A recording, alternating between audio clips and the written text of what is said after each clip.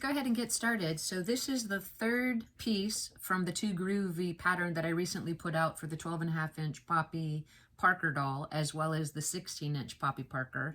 And today I'm finishing the last piece for the Elowen Wild doll. In another video, I showed construction of the floppy hat. This one's actually for Elowen. And I also showed the construction of the 2-pocket pants, which are part of the pattern. And these are the 2 dolls that is currently available. That's the 12.5-inch Poppy, and then this is the 16-inch Poppy. So in order to finish the pattern for Elowen, I need to go ahead and assemble the top. It's a mid-drift top that has long sleeves and they're gathered at the cuff. So it's very simple construction. I just wanted to go through it with you quickly. It includes the 3 pieces. As I've done in the past, I went ahead and poked a hole into the place where the dart stops on the pattern. I used my heat transferable marker to mark where that dart was going to stop. And I did that also on the front pattern pieces, which has a side bust dart as well as a front bust dart. So we're going to go ahead and start sewing those pieces together with the front of the blouse. So I'm going to set those pieces to the side. When I do my darts, I like to go ahead and just put a pin in the end so that I know where I should end the dart and where it needs to be nice and narrow. And I carefully remove the pin right before hitting it, and I tie those dart strings off right before I iron the final garment. So let's go ahead and do that. Just put our 6 darts in, leaving those strings a little bit longer to tie off. I've really enjoyed making these YouTube videos, and I've received a lot of positive comments and feedback from people that are visual learners that are finding it useful. If you happen to be one of those people, I really appreciate you watching, and if I can continue to provide useful content for you, I'm more than happy to. If you'd like to be notified, I'd really love it if you felt like you'd like to subscribe to the channel.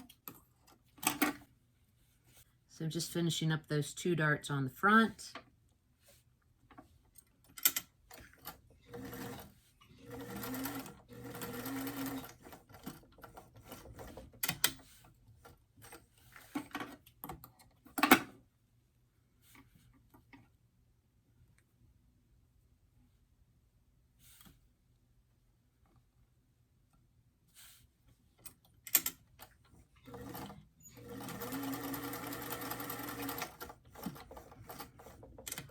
And now we're going to switch to the back of the blouse, and that also has 2 darts. So we have the front darts constructed. I'm going to go ahead and iron those and tie off those strings in just a moment. And now we're going to go ahead and do the back darts.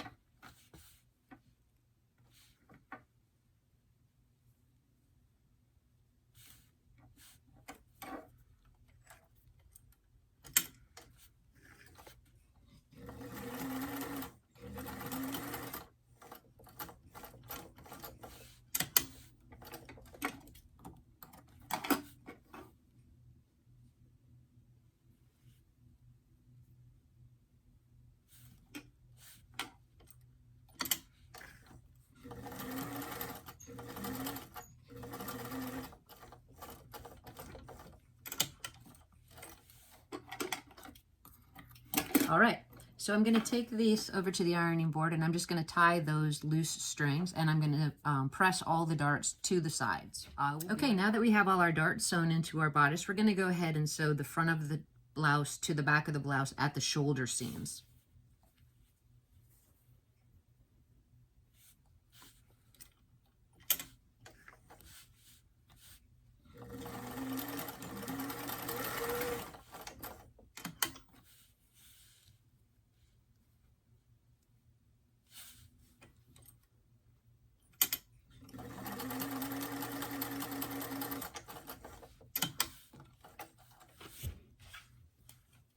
Now that we have those shoulder seams sewn, I'm going to go ahead and press that open and start the construction for the sleeves.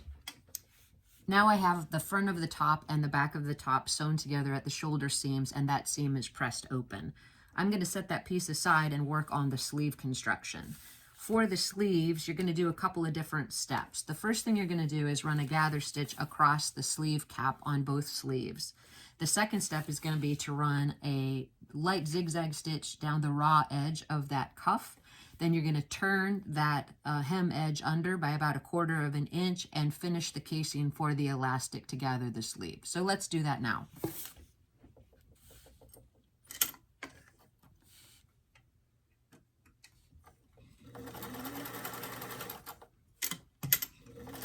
You're running this gather stitch about 1/8 of an inch from the edge of that sleeve cap.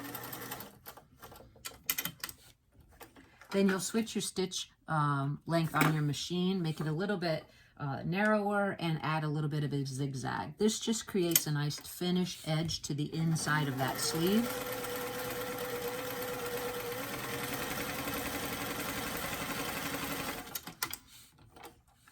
Now I'm going to take this quickly over to my ironing board and press that hem edge of the cuff up. And then I'm just going to add the top stitching for the casing.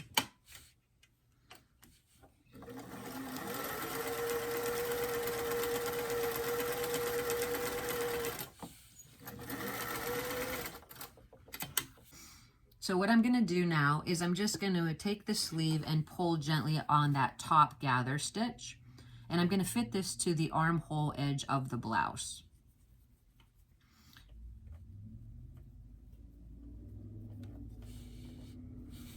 So I'll go back to our top and I'll just pin it with the right sides together all the way around. Now I don't like to use a lot of pins, as I've said in previous videos, but I encourage you to use as many as you feel comfortable with. So I'm going to start that sleeve in place, knowing that the gathers are going to meet at the sleeve top edge.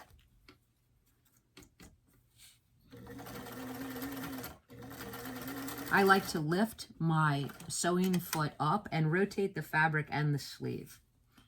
And I can just finger press out some of those gathers so that they end up to be very even.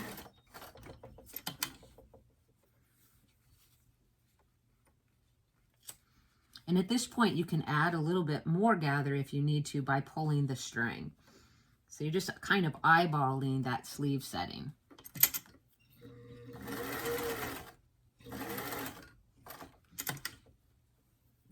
And it lines up very nicely with the side here.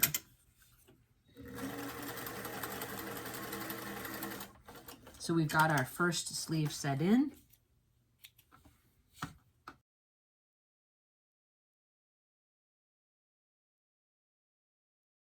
Now we have both of our sleeves set, which looks great. So now what we need to do is we need to run elastic through that casing on the sleeve edge. In this case, I'm going to go ahead and use an invisible elastic, and I really like this. It's something that my mom turned me on to. The thing that's nice about it is very flexible. It's very thin, so it doesn't create bulk in doll clothes. Now, the easiest way I've found to thread the elastic through the casing is using a blunt edged needle, a blunt point needle, and with a wide eye. I'm just going to go ahead and thread the elastic through the eye of that needle. And once I have it through, I'm going to just leave a little bit of a tail. Now, once I have that, I'm just going to go through it. And since this is a blunt end needle, it shouldn't catch my fabric, and it's actually quite fast.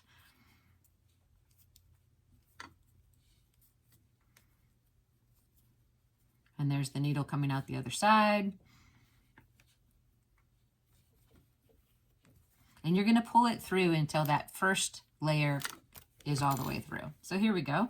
You're going to draw it up almost even with the end of the fabric here, and then you're going to secure it off at one end. I'm going to go ahead and pull that elastic and sort of fit it to the wrist of the doll if I can't eyeball it. So I'm going to pull, and when I do it, I'm trying to create the gathers to the middle because I want to be able to sew that side seam without catching one of the gathers. So I'm just pulling. That looks about right to me as far as width, and so Elwyn's got a little bit thicker arm than Poppy, and I think that should be fine. I'm going to secure it on the other edge with a little bit of forward and back zigzagging, and I'm going to repeat the gather on the other side of the sleeve.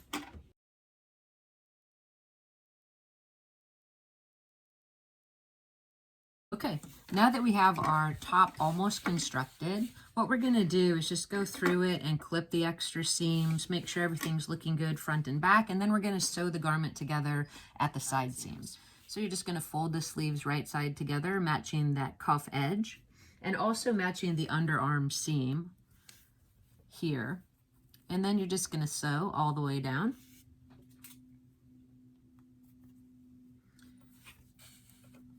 At the cuff edge, I recommend that you take a few back stitches just to secure that cuff,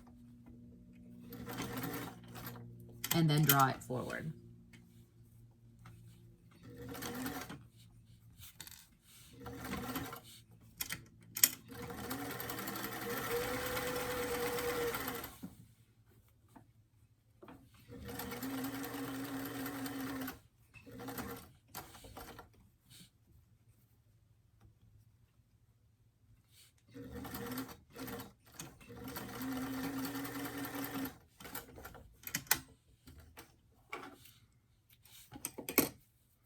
On the cuff edge, I like to cut in at a diagonal to that seam so that you can't see the actual seam on the outside of the garment. So we're going to repeat that on the other side.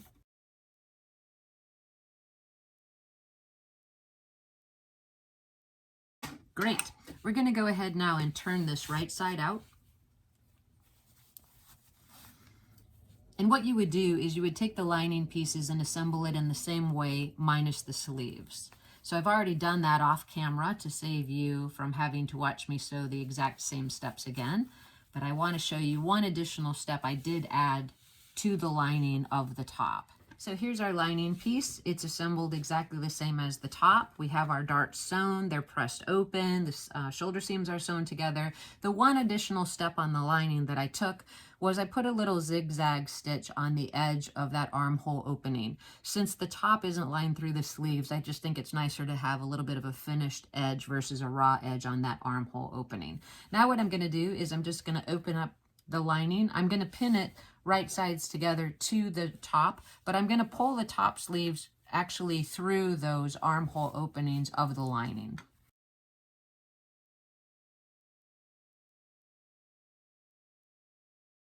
Once you have the lining pinned to the top, you're just going to go ahead and start at the center back, and you're going to leave an opening back here for turning the garment right side out. So once you get started, do a few forward stitches, a few back stitches, just to secure that opening edge.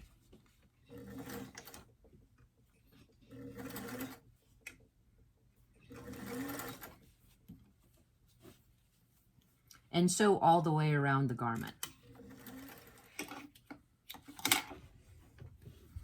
Once you've arrived back at that opening in the back, you're going to leave that space. You're going to take the pins out and you're going to trim around the outside of the top. You're going to want to cut into the curved edge of the neck.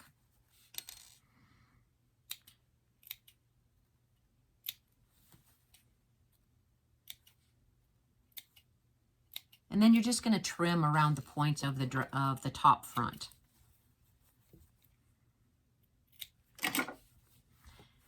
Once you do that, you're just going to reach inside. It helps if you push one sleeve back in. And you're going to turn the garment right side out.